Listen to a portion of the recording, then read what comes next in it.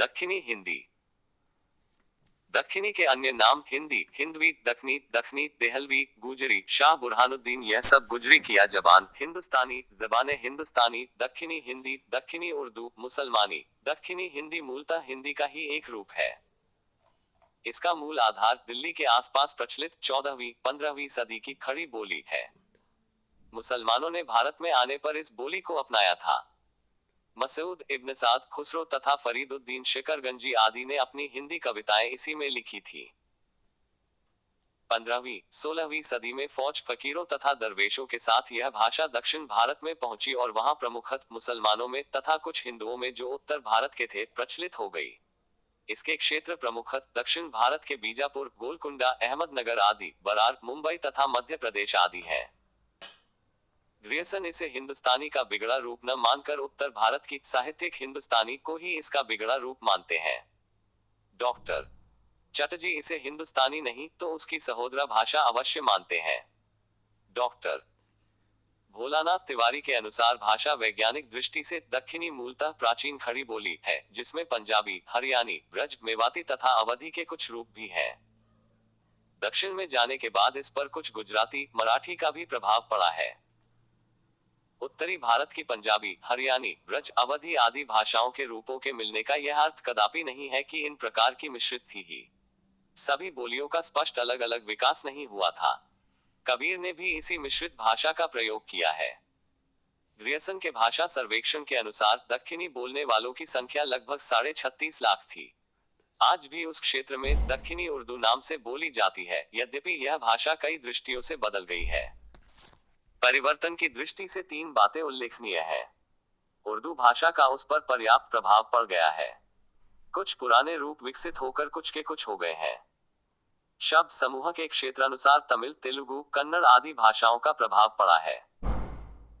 15वीं से 18वीं सदी तक दक्षिणी को बहमनी वंश के तथा अन्य राजाओं का आश्रय प्राप्त रहा और इसमें पर्याप्त साहित्य रचना हुई। इसमें गद्य साहित्य भी पर्याप्त प्राचीन मिलता है। खड़ी बोली गद्य का प्राचीन प्रामाणिक ग्रंथ दक्षिणी में ही मिलता है। इस गद्य ग्रंथ का नाम मिराजुल आशिकीन है, जिसके लेखक ख्वाजा बंदानवाज 1318-1430 है।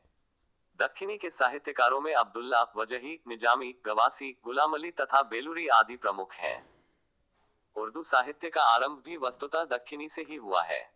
उर्दू के प्रथम कवि वली रचना काल 1700 ई के लगभग ही दक्षिणी के अंतिम कवि वली औरंगाबादी हैं। इस प्रकार दक्षिणी को एक प्रकार से उर्दू की जननी कह सकते हैं, यद्यपि भाषा और भाव दोनों ही दृष्टियों से दोनों में आकाश पाताल का अंतर है। दक्षिणी केवल लिपि ही फारसी या प्रचलित शब्दावली में उर्दू है, अन्यथा इसकी भाषा में सामान्य हिंदी की भांति ही भारतीय परंपरा के शब्द पर्याप्त हैं। अरबी फारसी शब्द उर्दू की तुलना में बहुत ही कम है। इसका क्षेत्र दक्षिण में होने के कारण ही इसका नाम दक्षिणी है। आज हिंदी वाले इसे हिंदी या दक्षिणी हिंदी कहकर इसे अपनी भाषा और इसके साहित्य को अपने साहित्य का अंग मान रहे हैं। वस्तुतः न केवल दक्षिणी भाषा अपितु उसका साहित्य भी हिंदी से निकट है। अपवादों को छोड़कर उर्दू के विरुद्ध दक्षिणी भाषा और साहित्य की आत्मा पूर्णतया भारतीय है। कुछ शब्द उदाहरण के लिए देखे जा सकते हैं। प्रकार, संचित, इंद्रिय, अलिप्त, स्थूल, कल्पित, बुरहानुद्दीन में। गगन, कला, पवन, नीर, आधर, यौवन, कुली, कुतुब शाह में। गंभीर, अनूप, भाल, जीव, वजही में। यूं उर्दू भी हिंदी की एक शैली ही है, बहुत सशक्त एवं सजीव शैली। ऐसी स्थिति में दक्षिणी हिंदी हिंदी ही है। किसी भी दक्षिणी गद्य लेखक या कवि ने उसके लिए उर्दू शब्द का प्रयोग नहीं किया है।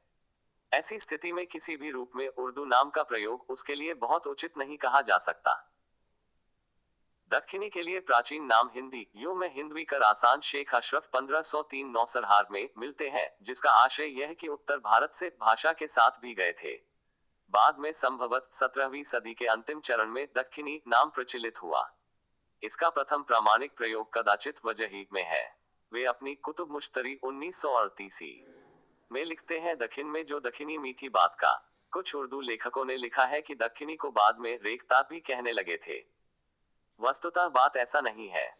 दक्षिणी के अंतिम काल के कवियों जैसे वली आदि ने रेखता का काव्य की एक विशेष शैली के लिए ही प्रयोग किया है।